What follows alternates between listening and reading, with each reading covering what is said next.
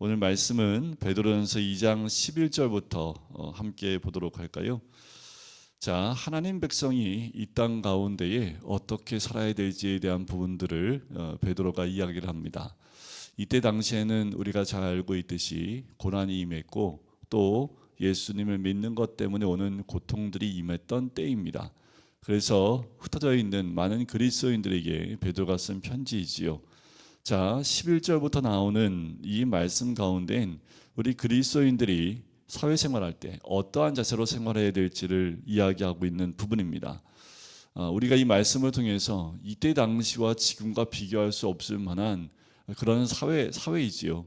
지금은 믿음의 자유가 있고 언제든지 우리가 모여서 주를 찬양할 수 있고 또 예배를 드릴 수 있는 상황이지만 이때 당시에는 모이기도 힘들었고 또 믿는 것이 알려지면 고난을 당하고 또 고통을 당하는 때이기 때문에 그리스도인의 모습을 드러내기 쉽지 않은 때입니다. 그럼에도 불구하고 11절에 보면 사랑하는 자들아 거류민과 나그네 같은 너희를 권하노니, 계속 1장 1절에도 나왔지만 예수 믿는 사람들을 나그네로 표현하고 있다라는 겁니다. 자, 우리가 이것을 잊지 말아야 돼요. 우리의 정체성이기도 합니다. 이 땅에 우리는 하나님 백성으로 또 하나님 나라 천국 시민으로 이 땅 가운데에 나와 있는 사람들이라는 거지요. 이 땅 백성이 아니라는 겁니다. 우리는 나그네와 같은 사람들이지요. 자, 나그네와 같은 너희를 권하노니 영혼을 거스러 싸우는 육체의 정욕을 제어하라. 그러니까 우리의 육체의 정욕을 제어하라는 겁니다. 자, 광야의 길을 갔던 이스라엘 백성들이 가장 많이 쉽게 넘었던 부분이 이 부분이지요. 육체의 정욕입니다. 자, 나그네의 길을 가는 우리들, 우리의 정체성이 그리스도께 있는 우리들, 우리가 제어해야 될 것은 육체의 정욕이지 세상이 아니라는 겁니다. 그러니까 나로부터 시작하여 그 제어가 먼저 들어가야 됩니다. 우리가 싸워야 될 것은 육체의 정욕입니다. 내 안에 도사리고 있는 육체의 정욕과 먼저 싸우고 제어하라 라는 것이 우선입니다. 그 다음이 12절에 보면 이방인 중에서 행실을 선하게 가져라 라는 겁니다. 그래서 우리에게 있어서 악행한다고 비방한 자들로 하여금 너의 선한 일을 보고 오히려 하나님께 영광을 돌리게 하려 함이라 라는 거지요. 그러니까 세상이 악으로 우리에게 대한다 할지라도 우리는 어떻게 해요? 선한 행실을 가지고 그것을 가져다가 그 사람들에게 그 선을 보이며 하나님께 오히려 영광을 돌릴 수 있게 하라라고 이야기를 하고 있는 겁니다. 참 쉽지 않습니다. 사도 바울도 12장 로마서에 보면 악을 악으로 갚지 말고 선으로 악을 이기라라는 말씀이 있는 것처럼 우리가 악을 악으로 갚지 말고 오히려 선한 행실로 통해서 그들에게 하나님의 영광을 드러내 보이라라고 얘기를 하는 거지요. 자, 이것이 사회생활할 때 우리의 모습입니다. 13절에 가면 인간의 모든 제도를 주를 위하여 순종하되라는 거지요. 자, 이 땅에 있는 모든 제도들, 모든 법률들 여기에 순종하라라고 말씀을 하는 겁니다. 그래서 법률 제정이 잘못된 것에 대해서 우리가 제정되기 전에 우리가 그것을 막아낼 수 있도록 최선을 다하려고 하는 겁니다. 뭐 차별금지법이나 이런 악법들이 지금도 계속 통과시키려고 지금 하고 있지요. 이미 간통죄는 폐지되어졌고 뭐 가정법이라든가 여러 가지 악한 법들, 하나님이 기뻐하지 않는 법들을 국회에서 통과시키려고 계속 시도를 하고 있습니다. 이게 법제화돼 버리면, 여러분들 이 부분에서 우리가 좀 깨어 있어야 될 건 뭐냐면 우리의 신앙과 반한 겁니다. 우리의 복음과 반한 겁니다. 하나님이 죄라고 말하는 것을 법률적으로 죄가 아니라고 법을 만들어 놓으면 우리가 그 법에 순종해야 합니까? 아니면 하나님 법이 우선돼야 합니까? 여기서 오늘 갈등들이 우리 가운데 있다라는 거지요. 분명히 어느 성경에 보면 인간의 모든 제도를 주를 위해 순종하라는 거죠. 자, 여기서 우리가 꼭 봐야 될 것은 주를 위하여입니다. 자, 인간의 모든 제도에 순종하는 거 맞습니다. 법률 지켜야지죠. 우리가 법률을 지키지 않으면 이 땅의 사회 질서가 세워질 수 없지요. 그런데 이 모든 것들이 누굴 위하여요? 주를 위하여 하는 겁니다. 자, 우리가 다 순종하고 따라갈지언정 복음에 반한 것은 따라갈 수 없는 겁니다. 자, 주를 위하여 순종하되 혹은 위에 있는 왕이나 혹은 그가 악행하는 자를 징벌하고 선행하는 자를 포상하기 위하여 보낸 총독하게 하라. 그러니까 순종하라는 거예요. 누구예요? 왕에게도 순종하고 총독에게도 순종하라라는 거죠. 이게 굉장히 어렵습니다. 왜냐하면 이때 당시의 총독은 이 그리스도인들을 핍박하는 대상이었기 때문에 쉽지 않아요. 하지만 총독에 순종해야 될 이유가 뭡니까? 악행하는 자를 징벌하고 선행하는 자를 포상하기 위하여라는 거지요. 사회 질서를 지키기 위해서는 이런 세상의 총독에게 순종하라라고 얘기하는 거지요. 15절 곧 선행으로 어리석은 사람들의 무식한 말을 막으시는 것이라라는 겁니다. 그래서 그리스도인은 선행을 통해서 모든 무식한 말을 막는 그 역할을 해야 된다라는 거지요. 자, 너희는 자유가 있으나 그 자유함으로 악을 가리는 데 쓰지 말고 오직 하나님의 종과 같이 하라라는 겁니다. 자유자인데 종이 되래요. 자, 이것이 언밸런스하고 맞지 않는 말씀인 것 같아요.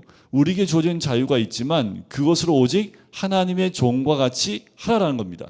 우리가 이미 자유를 누리고 있지만 예수 그리스도를 믿음으로 그 자유함을 우리가 허락해 주셨지만 우리가 그 자유를 가지고 하나님의 종과 같이 행동하라는 거예요.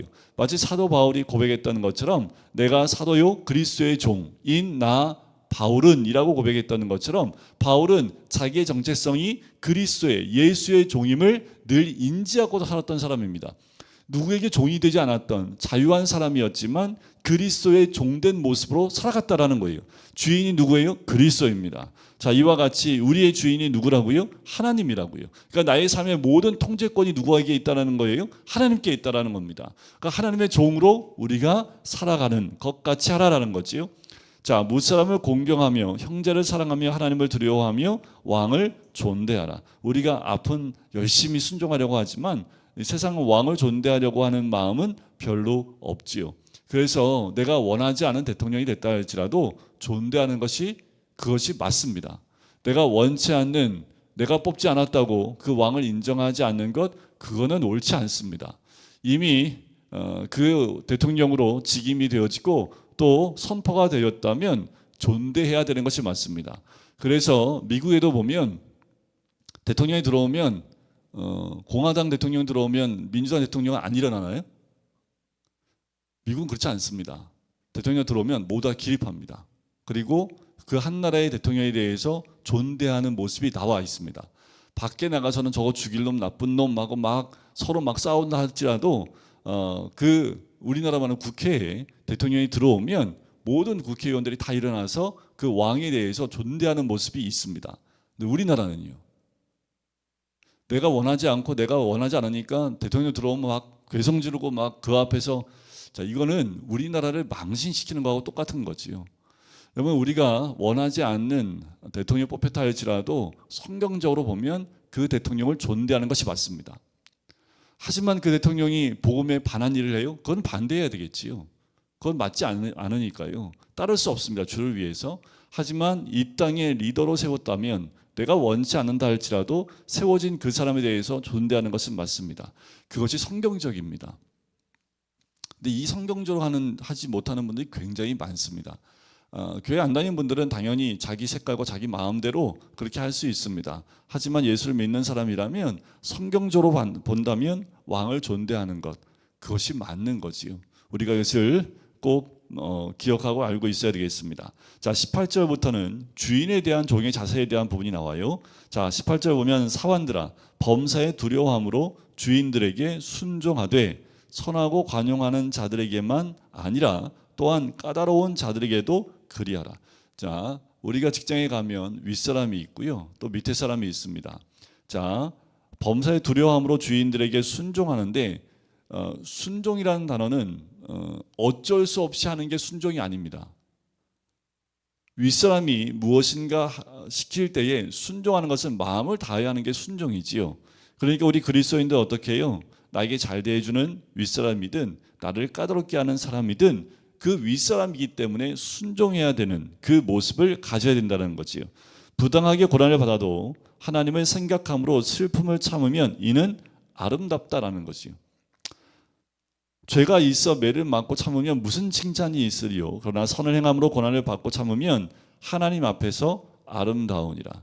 자, 우리가 선을 행하고 고난을 받고 참으면 사람들한테 인정받으려고 하는 것보다 하나님이 인정하신다라는 거예요. 자, 우리는 세상에 인정받으려고 하는 사람들이 아닙니다. 자, 이런 거예요. 교회에서 하는 행동만 헌신이고 교회에서 하는 건 봉사고 우리가 직장 생활하는 건 아니에요? 아니라는 겁니다. 이걸 확장해 나가셔야 돼요. 교회에서 헌신하든 교회에서 우리가 봉사하고 헌신할 때 무슨 뭐 대가를 바라고 하십니까? 그럴 수도 있지요. 그럴 수도 있어요. 근데 그러지 않는 거죠. 여러분들 교회에서 할 때 뭐 목사가 오늘 하루 열심히 일하셨으니까 오늘 10만 원 드리겠습니다. 그래서 일하신 분 계세요? 없잖아요. 교회는 서로 사랑하고 섬기기 때문에 우리에게 맡겨진 그 사역들을 기쁨으로 감당해내는 거지요. 시키지 않아도 그 일들이 눈에 보이는 건 하나님 보이시게 했기 때문에 순종하고 따르는 겁니다. 자, 이것이 우리가 일하는 일터에도 가정에도 확장해 가는 거예요. 그래서 사람에게 그 일을 해서 내가 돈을 벌고 또 봉급을 받지만 그것을 위해서 일한다면 우리는 돈의 노예일 수밖에 없습니다. 하지만 그 일들을 통해서 우리가 하나님 앞에 인정받으려고 하는 모습으로 그 일들을 감당해 나간다면 완전 달라지겠죠. 뉴스를 보면 요새 이 젊은이들은 언제 그만둘지에 대한 그 타이밍을 잡고 있대요. 그래서 그 타이밍이 딱 잡히면 그때 그만둔답니다. 그러니까 저희 때 제가 이제 회사 다닐 때하고 굉장히 달라요. 처우가 어떻든 간에 회사 다니면 이제 여기서 어떻게든 살아남아야 된다라는 생각으로 사회생활을 일단은 시작했던 것 같아요. 그리고 뭐 성경에서 배운 대로 어떻게 하든 뭐 사회생활 지금도 그렇게 하는 젊은이들이 꽤 많은 걸로 알고 있지만 시대가 바뀌면서 이제 회사 들어가면서부터 뭘 생각하냐면 언제쯤 그만둔 게 나을지 요거를 가지고 회사에 들어간답니다. 그러니 회사에 충성할 수 있겠습니까? 회사에서 열심히 일할 수 있겠어요?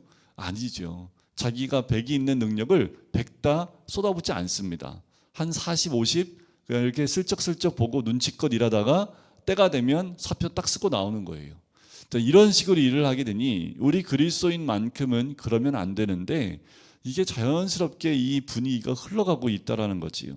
자, 우리가 무슨 일을 하든지 누구 앞에서요? 하나님 앞에. 하나님 앞에 아름다움이 드러날 수 있도록 우리 그리스도인의 그리스도인들은 그 하나님 앞에 있음을 늘 드러내 보이는 삶을 살아야 된다라는 거지요. 이를 위하여 너희가 부르심을 받았으니 그리스도도 너희를 위하여 고난을 받으사 너희에게 본을 끼쳐 그 자취를 따라오게 하려 하셨느니라. 그러니까 우리는 어디에 있든 누구를 따라가는 사람이에요? 그리스도를 따라가는 사람들입니다. 내가 저 위에 올라가야 되기 때문에 그 리더를 따라가는 그 모습만 가는 것. 저도 이제 직장생활 5년 했지만 제 위에 있는 제 앞에 있는 그 사수 되신 분을 닮아갈 수밖에 없습니다. 진짜 왜냐하면 그분한테 일을 배우니까 그 사람이 하는 일처리, 그 하는 행동, 가서 어떻게 영업하는지 이걸 보면서 그대로 해요. 이런 경우는 어떻게 합니까? 물어가면서 그대로 해요. 그러다 보니까 일 처리하는 것도 어떻게 해요? 똑같습니다. 그러니까 회사에 들어가면 영업부가 몇 개가 있잖아요. 이렇게 영업팀이 1팀, 2팀, 3, 4팀이 있습니다. 거기에 이제 과장들이 한 명씩 리더로 다 세워져 있어요. 그러면 그 팀에 들어가면 그 팀의 색깔이 너무도 이렇게 확연히 드러나요. 그 리더에 의해서 그 밑에 들어간 사람도 똑같아집니다. 자, 그럼에도 불구하고 그리스도인은 누구를 따라가는 사람이어야 돼요? 그리스도를 따라가는 사람이 되어야 돼요. 일은 그렇게 배운다 할지라도 인격이나 어떤 그 사람이 드러나는 그 풍기는 이미지는 그 리더를 따라가는 것이 아니라 그리스도의 발자취를 따라가는 사람이 되어야 된다는 거지요. 이것은 교회뿐만 아닙니다. 우리 가정에서나 직장에서나 우리가 만나는 모든 사람들에게 드러나야 될 우리의 모습이어야 되는 거지요. 자, 그 모습은 어떻게 해요? 예수님이 친히 우리에게 보이신 겁니다. 그래서 24절과 25절에 보면 이사야 53장에 나와 있는 그 말씀을 그대로 인용해서 말씀하고 있지요. 이렇게까지 우리에게 보여주시고 우리를 구원하시기 위해서 이렇게까지 고난의 길을 감당하신 그분. 25절에 보면 너희가 전에는 양과 같이 길을 잃었더니 이제는 너희 영혼의 목자와 감독 되신 이에게 돌아왔느니라. 이제 예수 그리스도께로 돌아왔음을 이야기해 주고 있는 거지요. 자, 3장에 가면 이제 아내와 남편, 이제 가운, 그러니까 집에 가정에서 아내와 남편의 관계 가운데 어떤 모습이어야 되는지를 이야기를 합니다. 특별히 이제 남편에게는 딱 한 절로 끝내버리는데 아내한테는 1절부터 6절까지 좀 길어요. 좀 길게 적고 있습니다. 자, 부부간의 올바른 도리에 대해서 이야기하는데 보시면 1절에 아내들아 이와 같이 자기 남편에게 순종하라. 이는 혹 말씀을 순종하지 않는 자라도 말로 말미암지 않고 그 아내의 행실로 말미암아 구원을 받게 하려 함이니라는 거지요. 그러니까 이 행실, 이 말씀에 순종하는 행실을 통해서 구원을 받게 하려고 하는 것이니 너희의 두려워하며 정결한 행실을 봄이라라는 거지요. 그러니까 삶을 통해서 그걸 드러내라라는 겁니다. 그래서 어떠한 모습을 살아야 될지 3절, 4절, 5절 말씀에 이야기합니다. 너무 꾸미지도 말고 금을 차고 아름다운 옷을 입는 외모로 하지 말고 굉장히 구체적으로 얘기를 합니다. 이 부분을 그러니까 외모에 너무 투자하지 말고 4절에 보면 오직 마음에 숨은 사람을 온유하고 안정한 심령에 썩지 아니할 것으로 하라. 이는 하나님 앞에 값진 것이니라. 그러니까 아내들은 어떻게 해요? 하나님 앞에서 값진 그것을 선택해라 라고 이야기하고 있는 거지요. 자, 6절을 보면 사라가 아브라함을 주라 칭하여 순종한 것 같이 너희는 선을 행하고 아무 두려운 일에도 놀라지 아니하면 그의 딸이 된 것이니라. 자, 사라가 아브라함을 주라고 칭하여 순종한 것 같이, 자, 특별히 사라를 언급하는 것은 아브라함의 아내이기도 하지만 잘 알고 있는 아브라함은 사라를 2번이나 팔아먹었던, 그리고 자기의 아내라고 이야기하지 않고 속였던 그 아브라함을 끝까지 사라는 뭐로요? 주라고 칭하고 순종했다라는 겁니다. 그래서 우리가 다 그 본을 따라 그의 딸이 된 것이니라 라고 얘기했던 것처럼 그 본을 따라야 된다는 거지요. 자, 남편들은 어떻게 할까요? 7절에 남편에게 이렇게 권면합니다. 이와 같이 지식을 따라 너희 아내와 동거하고 그를 더 연약한 그릇이요 또 생명의 은혜를 함께 이어받을 자로 하라. 귀히 여기라. 이는 너희 기도가 막히지 아니하게 하려 함이라. 자, 이 시대와 지금 시대와 달라요. 지금 우리는 일부 일처제이고 그것이 법률적으로 그게 돼 있지요. 근데 이때 당시에는 그렇지 않았습니다. 아내에 대한 부분에 대해서 굉장히 다른 개념과 관점들을 문화적으로 많은 차이를 가지고 있었기 때문에 성경적으로 아예 베드로가 이렇게 딱 얘기를 하고 있는 거예요. 아내의 대하기를 어떻게 해야 될지에 대한 부분들을 이야기해주고 있는 겁니다. 이게 지혜이지요. 이게 지식입니다. 시대가 바뀌고 문화가 바뀐다 할지라도 이건 바뀌지 않습니다. 이건 진리이지요.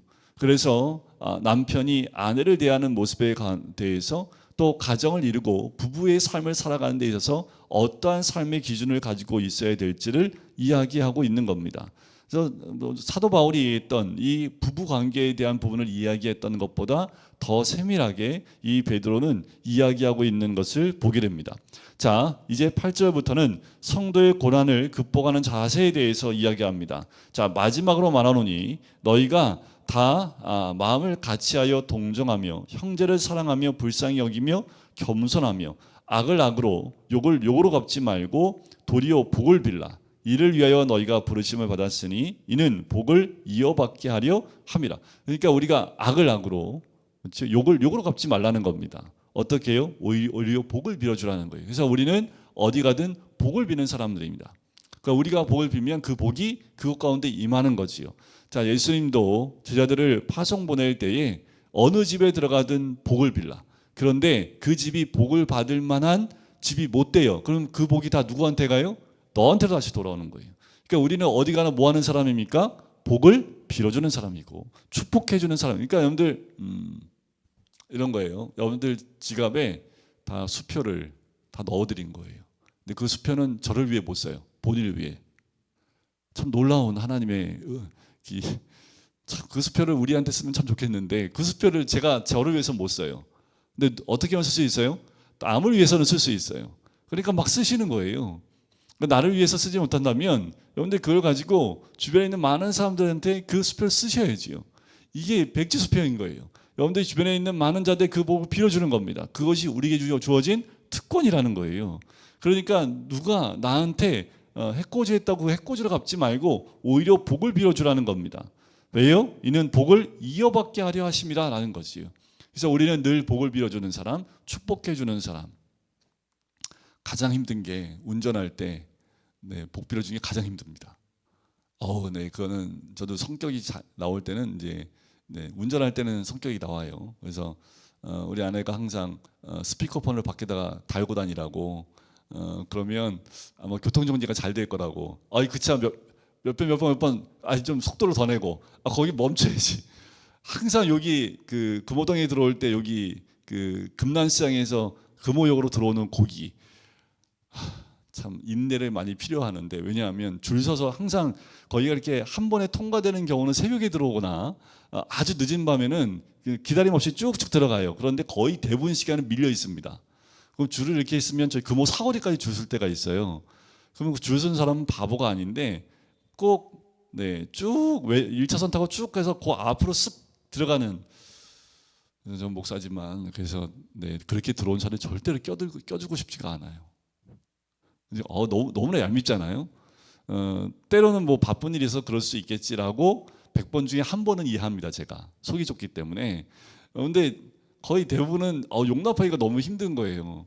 난 저 끝에서부터 이렇게 기다려서 오는데, 이런 경우도 있어요. 뭐 이렇게 끼어들 거를 놓치다 보니까 어쩔 수 없이 밀려서 갈 수도 있지만, 근데 그 차들이 있죠. 제가 이게 보면 항상 이렇게 운전에 들어오면 항상 끼어드는 차들이 있습니다.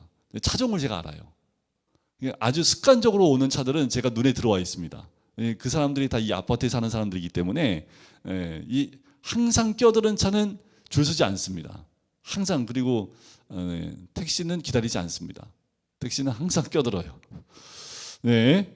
자, 그걸 보면서 어떻게 해요? 네, 차 안에서 복을 빌어주고, 하나님 저 차가 사고 당하지 않고 하나님 늘 기쁨으로 저렇다 할지라도 하나님 저 차에도 주님 복 내려주셔서 앞으로는 저렇게 껴들지 아니하고 우리와 같이 줄을 서고 들어가서 이 교통에 방해되지 아니하는 하나님의 은혜를 누릴 수 있게 해달라고 복을 빌어줘야 되는데, 네, 그렇게 복을 비시길 간절히 소원합니다. 네, 저도 그렇게 복 빌겠습니다. 그러니까 우리는 그 사람이 듣든 안 듣든 어딜 가든 사람의 복을 빌어주는, 그 복이 흘러가는, 그래서 그 복의 근원이 되는 것, 복이 되는 것은요 다른 게 아닙니다. 내가 가는 곳마다 복이 되는 것은 내가 복을 빌어줄 수 있는 사람이 되기 때문에, 그건 믿음이 없으면 복을 빌릴 수가 없습니다. 아브라함에게 내가 복이 될지라는 것은 아브라함이 본인이 복을 많이 누린다는 그 의미보다 아브라함이 가는 곳마다 그 복이 흘러서 주변에 있는 많은 자들의 그 복이 나누어지는 은혜를 누리게 됨을 의미하는 거지요. 우리 모든 성도님들이 악을 악으로 욕을 욕으로 갚지 말고 복을 이어받는 복이 있기를 간절히 소원합니다. 10절에 보면 생명을 사랑하고 좋은 날 보기를 원하는 자는 혀를 금하여 악한 말을 그치며 그 입술로 거짓을 말하지 말고 악에서 떠나 선을 행하고 화평을 구하며 그것을 따르라. 시편 34편에 나오는 있는 그 말씀들이 쭉 기록되어 있는 거지요. 12절에 보면 주의 눈은 의인을 향하시고 그의 귀는 의인의 간구에 기울이시되 주의 얼굴은 악행하는 자들을 대하시느니라. 자, 귀와 눈은 항상 의인과 의인의 간구에 귀가 열려 있고 눈을 향하고 있지만 얼굴은 악행하는 자들을 대하고 계시는 분이다라고 말씀하고 있는 거죠. 자, 13절부터 22절까지는 박해자에 대한 성도의 자세입니다. 박해하는 자들, 또 고난을 주는 자들에 대한 우리의 자세라는 거지요. 또 너희가 열심으로 선을 행하면 누가 너희를 해하리요. 그러나 의를 위하여 고난을 받으면 복 있는 자니 그들이 두려워하는 것을 두려워하지 말며 근심하지 말고. 15절입니다. 너희 마음에 그리스도를 주로 삼아 거룩하게 하고 너희 속에 있는 소망에 관한 이유를 묻는 자에게는 대답할 것을 항상 준비하되 온유와 두려움으로 하고라는 거지요. 그러니까 우리 안에 늘 뭘 가지고 있어야 돼요? 너 왜 그렇게 살아? 라고 질문할 수 있지요. 우리가 그리스도인으로 이 땅 가운데 살아갈 때 너는 왜 바보처럼 그렇게 사니? 라고 누군가 질문할 때 그 질문하는 자를 위해서 대답할 것을 항상 준비하되 온유와 두려움으로 하라는 거지요.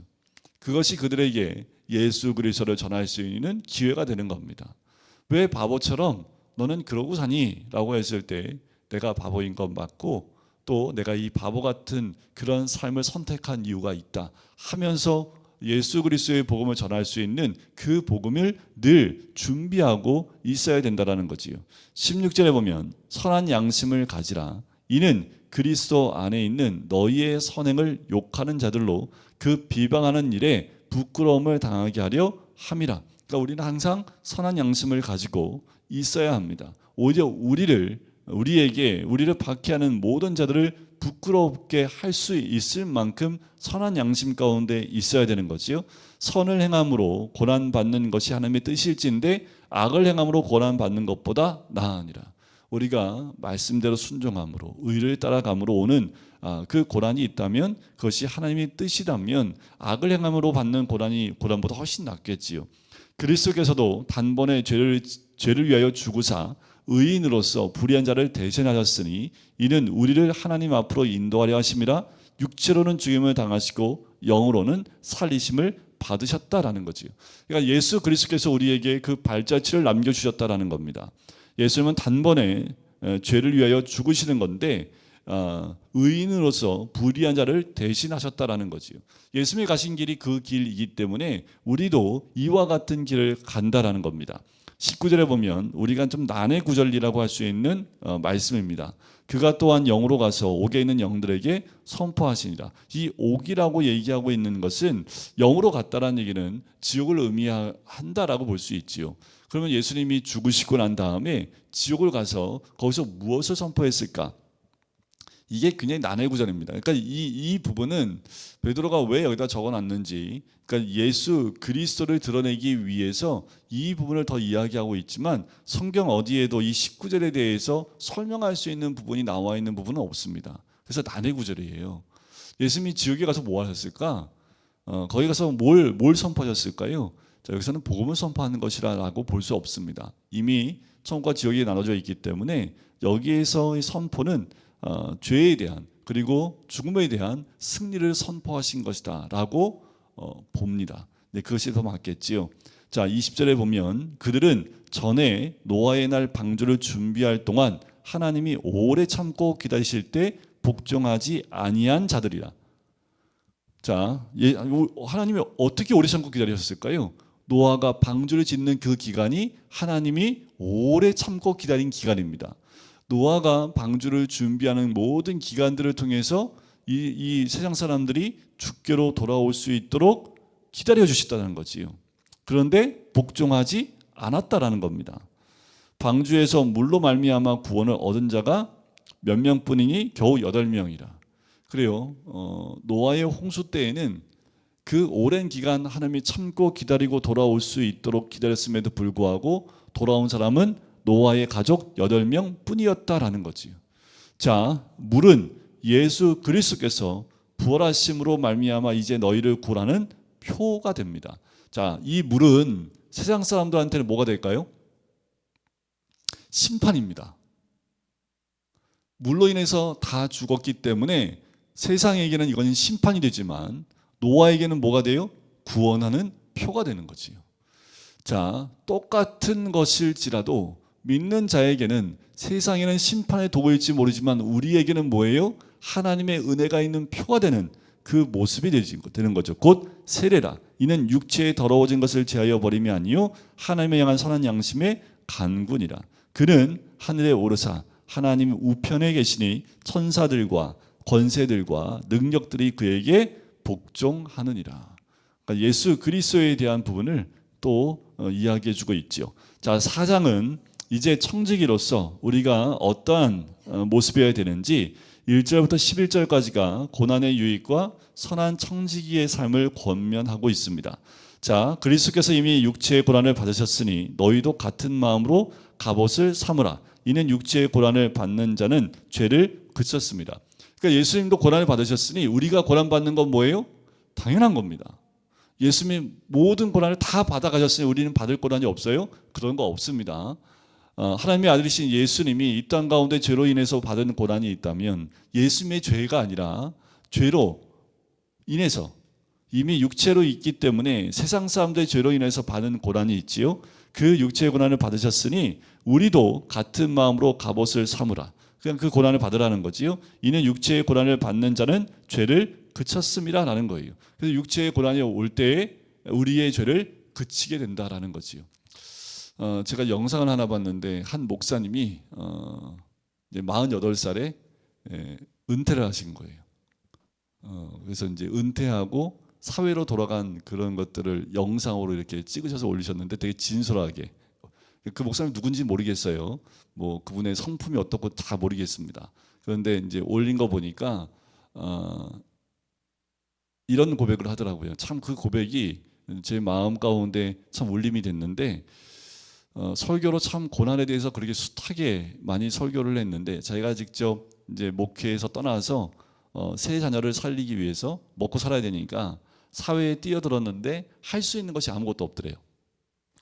그러니까 이분이 이제 목회로는 12년, 그러니까 뭐 신학교까지 다 하면 거의 20, 30년의 세월을 이제 목회 길로만 가신 거예요. 사회생활 전혀 경험이 없는 거지요. 그런데 48살에 이제 이분이 이제 3분짜리 영상 올렸는데, 이유가 보니까 스트레스가, 아마 목회하면 스트레스 많이 받으셨나 봐요. 아마 담임 목회는 안 하신 것 같고 부교육자로만 마지막에 하시고 그만두신 것 같은데, 온몸에 피부병이 일어났는데 원인을 알 수 없는. 그래서 이게 호전이 안 되고 약을 먹어도 안 되고 뭐 발라도 안 되고 계속 버티다가 결국은 이제 목회를 내려놓는 것으로 결정한 것 같더라고요. 그래서 자기만 나오고 이제 가족 식구는 안 나왔는데, 이제 일을 시작하려고 하니까 할 수 있는 게 아무것도 없잖아요. 먹고 살아야 되고 하면서 부딪히는 현실의 그 상황 속에서 자기가 설교했던 것들이 이게 많이 생각이 났대요. 고난에 대해서 많이 설교를 했지만 내가 그 고난 가운데 부딪히고 나니까 설교했던 내 자신의 모습이 참 많이 부끄럽다라는 이야기를 하면서, 그렇지만 나는 목사였고 또 말씀을 전했던 사람이었기 때문에 마지막 결론은 말씀으로 끝을 내더라고요. 그래서 참 와닿는 그 고백을 하는 짧은 영상이었지만, 맞아요. 우리가 어느 상황에 있든 우리가 처한 환경들이 다 다릅니다. 하지만 고난이라는 것을 보면 사람마다 고난의 깊이나 그런 것들이 다 달라요. 그래서 남자들은 자기가 다녀온 군대가 제일 어려운 곳이잖아요. 그래서 남편들이 말하는 군대 얘기하면 10%만 믿으시면 됩니다. 90%는 다 뻥입니다. 거기에 다 갖다 붙인 거예요. 왜요? 방위병도 자기가 제일 힘든 데 갔다 왔다고 얘기를 해요. 방위 갔다 오신 분들 다 똑같이 얘기해요. 그러니까 그 고난의 그 어떤 수치를 봐도 내가 받는 고난이 가장 큰 고난입니다. 그건 누구도 이해할 수 없는 거예요. 당연히 그럴 수밖에 없는 게, 그분이 그 고난의 환경을 내가 들어가 볼 수 없기 때문에, 또 그분의 받는 고난의 그 위치에 내가 갈 수 없기 때문에 그분의 고난에 대해서 제가 이러쿵저러쿵 우리가 말할 수 없는 거지요. 그래서 그분이 받는 고난들, 내가 겪었던 것도 아무것도 아니야. 넌 시집살이 아무것도 아니야. 내가 시집살이 한 게 어떤 거였는데, 이렇게 얘기하면 이해가 될 수 없는 거예요. 사람마다 그 깊이 다 다르기 때문에 그 고난에 대해서 우리가 어떻게 대해야 될지. 자, 육체의 고난을 이미 그리스도에 받으셨기 때문에 우리의 육체의 고난을 받는 자, 그 고난을 통해서 어떻게 해요? 죄로 눈을 돌릴 수 있지 않도록 하시는 하나님의 또한 은혜가 있습니다. 우리가 고난을 받을 때에 악한 마음이 아니라 선한 마음 가운데 그리스도를 닮아간다면 우리는 육체를 따라가는 그 죄에서 이미 벗어난 자인 것을 볼 수가 있는 거지요. 자, 그 후로는 다시 사람의 정욕을 따르지 않고 하나님의 뜻을 따라 육체의 남은 때를 살게 하려 함이라라는 거지요. 그래요. 우리가 고난을 통해서 얻는 유익입니다. 사람의 정욕을 따르지 않는 거지요. 하나님의 뜻을 따라 육체의 남은 때를 살게 하는 하나님의 은혜가, 이것이 하나님의 은혜이지요. 너희가 음란과 정욕과 술 취함과 방탕과 향락과 무법한 우상 숭배를 하여 이방인의 뜻을 따라 행하는 것은 지나간 때로 족하다. 과거의 일로 족하다는 거지요. 이제는 그 방탕에 다름질하지 아니하는 것을 그들이 이상히 여겨 비방하나. 이런 거예요. 우리하고 똑같이 죄 짓고 살다가 이 사람이 딱 돌이켜서 예수 믿는 사람 딱 바뀌면 뭐 너만 하면서 이야기하는, 이게 가장 무서운 겁니다. 이게 공동체의 죄이기도 한데, 자, 이게 교회 안에도요, 이런 것들이 있어요. 교회 안에도. 왜 너만 이라는 거지요. 더 말씀 가운데, 더 하나님 은혜 가운데, 그리고 더 정결하고 거룩한 삶으로 선택하여 나가려고 하면 기존에 있던 반발 의식들이 있습니다. 기존 공동체가 가지고 있었던 그런 모습들이 자꾸 집어 당겨요. 그렇다 할지라도 우리가 선택해 나가야 될 것은 하나님이 기뻐하시는 것을 선택해 나가는 것이 맞습니다. 자, 우리가 어떻게 해요? 이제 7절에 보면 만물의 마지막이 가까이 왔으니 그러므로 너희는 정신을 차리고 근신하여 기도하라는 거지요. 때가 가까이 올수록 우리는 다른 것에 신경 쓸 자들이 아니라 더 근신하여 기도해야 된다라는 겁니다. 그리고 마지막이 가까이 왔으니까 뭐예요? 무엇보다 뜨겁게 서로 사랑할지니라는 거예요. 때가 가까이 왔으니, 그래서 여러분들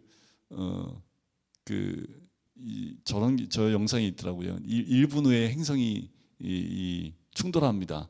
요새 개콘에 보면 그 프로그램이 짤로 나온 거 잠깐 봤는데 굉장히 재밌어요. 이게 뭐 뉴스가 나오다가 긴급 뉴스가 딱 나와요. 1분 후에 행성이 충돌해서 지구가 망합니다. 그 1분 동안에 일어날 일들에 대해서 웃기게 풍자한 겁니다.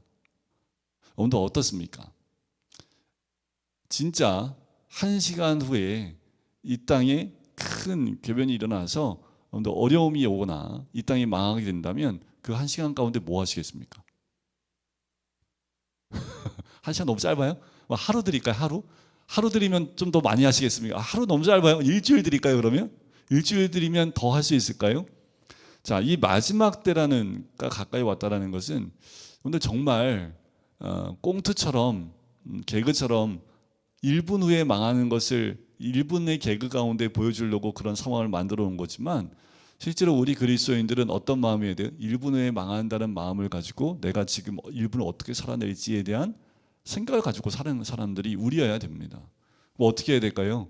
1분 동안 기도하고 사랑하고 다 해야 됩니다. 얼마나 시간이 부족해요. 이제까지 용서 못했던 사람 가서 다 용서하고 막 내가 사랑해 하면 눈물로 막 끌어안고 내가 이제까지 묘했어 하면서 용서하고 아마 이게 그리스도인의 모습이지 않겠습니까? 그러니까 우리가 이런 마음으로 지금 마지막 때를 준비하는 마음으로 산다면 여러분들 1분 후에 다 망하는데 뭘 가지고 있는 게 다이아몬드가 뭔 소용이 있고 금덩어리가 뭔 소용이 있어요? 아무 소용 없죠. 뭔 소용이 있어요?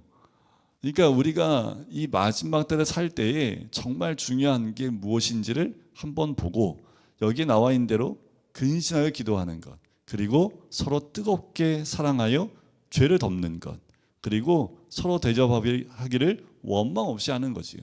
우리가 무엇을 받기 위해서 대접하는 것이 아니라 쏟아붓는 겁니다. 각각 은사를 받은 대로 하나님의 여러 가지 은혜를 맡은 선한 청지기 같이 서로 봉사라는 거지요. 우리 모두는 이 땅 가운데 청지기입니다. 마지막 때 주님이 오셔서 모든 걸 다 이제 이렇게 점검하시고 계수할 때 그때 우리가 얼만큼의 청지기 역할을 감당했는지에 대한 부분들이 드러나게 되지요. 여러분들 이 부분에서 우리가 가슴에 품고 또 이 마지막 때를 살아내기를 간절히 소원합니다. 12절부터 19절까지 나와 있는 말씀은 고난에 직면한 성도들에 대한 격려와 권면입니다. 사랑하는 자들아, 너희를 연단하려고 오는 불시험을 이상한 일 당하는 것 같이 이상히 여기지 말고라는 거예요. 자, 이제 이번 주에 우리 임직자들이 있는데 임직되자마자 오는 불시험이 이상한 것처럼 여기시면 절대로 안 됩니다. 집사 때는 몰랐는데 권사 돼 보니까, 집사 때는 몰랐는데 안수 집사 돼 보니까 보이는 것들이 있습니다. 이게 불시험입니다. 집사 때는 그런 것들 시험거리가 되지 않았는데 권사가 딱 되고 나니까 그게 시험거리가 돼요. 돼 보면 알아요. 부목사 때는 전혀 시험거리가 안 됐는데 담임 목사 돼 보니까 그게 시험거리가 돼. 부목사 때는 담임 목사한테 에휴 담임 목사 돼가지고 내가 담임 목사님 그때면 아유 그거 갖고 뭐 그래 라고 했는데 그 위치에 나가면 그게 불시험과 같은 시험이 돼요. 결혼하지 않은 사람이 결혼한 사람한테 뭘 그거 갖고 그래 너도 결혼해봐 이러잖아요. 너도 결혼해봐 그러면 결혼해보지 않은 사람이 아무리 얘기해도 결혼해보면 오는 불시험을 이해할 수 없는 거죠. 자, 우리가 불시험이 와요. 자, 여러 가지로 제가 말씀을 드렸지만 우리가 연단을 받아요. 오늘 불시험을 이상한 일로 당하는 것 같이 이상히 여기지 말아요. 우리는 준비되어져 있어야 합니다. 주의 은혜 받는 자에게는 이런 불시험이 오는 게 당연한 겁니다. 우리가 그리스도인으로 믿음의 삶 가운데 가면 불시험은 당연한 겁니다. 당연히 오는 그 불시험을 이상히 여기지 말라는 거죠. 오히려 너희가 그리스도의 고난에 참여하는 것으로 즐거워하라. 고난이 오면, 불시험이 오면 오히려 뭐예요? 즐거워하라는 거예요. 왜요? 그의 영광을 나타내실 때에 너희로 즐거워하고 기뻐하게 하려 함이라는 거지. 그러니까 불시험이 오는 게 좋아요, 안 좋아요? 이렇게 말하면 이상하지요. 불시험이 그래도 안 왔으면 좋겠지요. 하지만 불시험은 시시때때로 옵니다. 그때 그 불시험을 대하는 우리의 모습은 어때야 돼요? 즐거워해야 합니다. 왜요? 네? 고난에 참여하는 것이기 때문에 그래요. 그리스도의 고난에. 그리고 그것이 오히려 그의 영광이 나타내실 때에 그것이 즐거움과 기쁨이 된다라는 거지요. 그래서 그리스도인들에게는 늘 불시험이 옵니다. 육체의 불시험도 올 수 있고, 내 믿음의 불시험이 올 수도 있고, 관계의 불시험이 올 수도 있고, 물질의 불시험이 올 수도 있습니다.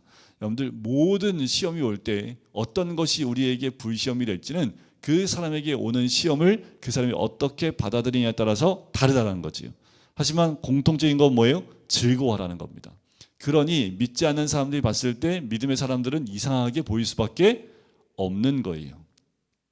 이것이 우리가 고난에 직면한 성도들이 가져야 될 모습입니다. 17절 보세요. 하나님의 집에서 심판을 시작할 때가 되었나니 만일 우리에게 먼저 하면 하나님의 복음을 순종하지 아니하는 자들의 그 마지막은 어떠하냐? 또 의인이 겨우 구원을 받으면 경건하지 아니한 자와 죄인은 어디에 서리요? 자, 의인이 겨우 구원을 받으면 이라는 거지요. 그래서 여러분들, 우리가 구원받는 게 다입니다. 그 이상도 이하도 없어요. 예수 믿는 사람들이 뭘 바랍니까? 구원보다 더 큰 은혜가 어디 있어요? 지옥 가지 않고 천국 가는 그 큰 은혜보다 더 큰 게 어디 있습니까? 그런데 정말 큰 걸 이미 받아놨다라고 생각을 하고 있는지 모르지만 우리는 다른 은혜를 구하고 있는 것 아닌가라는 생각이 들어요. 그래서 이 큰 구원, 이 구원에 대한 은혜가 있기에 다른 것 좀 없어도 괜찮아요. 그런 고난이 와도 괜찮아요. 왜요? 이미 우리는 예수 그리스도를 믿음으로 구원을 받았기 때문이지요. 그러므로 하나님 뜻대로 고난을 받는 자들은 또한 선을 행하는 가운데에 그 영혼을 미쁘신 창조주께 의탁할지어다. 이것이 우리의 모습이어야 되고, 또 고난 가운데 있는 직면한 성도들의 모습이어야 된다는 거지요. 자, 이 말씀을 가지고 우리 함께 기도할까요? 너희 마음에 그리스도를 주로 삼아 거룩하게 하고 너희 속에 있는 소망에 관한 이유를 묻는 자들에게는 대답할 것을 항상 준비하되 온유와 두려움으로 하라 말씀하셨던 것처럼, 하나님, 우리 안에 참 소망과 그 복음이 우리 가운데 있기에 우리가 누구를 만나든 어떤 모습의 어떤 사람을 만나든 그리스도의 모습, 또한 고난 가운데에도 불시험을 당한다 할지라도 우리 안에 이 소망이 있기에 믿음 가운데 흔들리지 아니하는 하나님의 사람 되어지기를 간절히 소원합니다. 말씀을 받을 때마다 정말 힘들고 순종하기 어렵고 또 따라가기 어려운 말씀들이지만 그것을 믿음으로 받아내고 순종할 때에 주님이 예배하신 놀라운 은혜가 우리들 가운데 임하게 될 줄 믿습니다. 하나님, 우리 모두가 이 마지막 때를 사는 노아와 같은 심령이 될 수 있게 인도해 주시고, 다른 것을 보는 것이 아니라 오직 주님만 바라보며 주님의 인도하심에 따라 순종함으로 그리스도만을 드러낼 수 있는 하나님의 사람 될 수 있도록 축복하시고 인도해 주시옵소서. 감사드리며 예수 그리스도의 이름으로 기도드립니다. 아멘.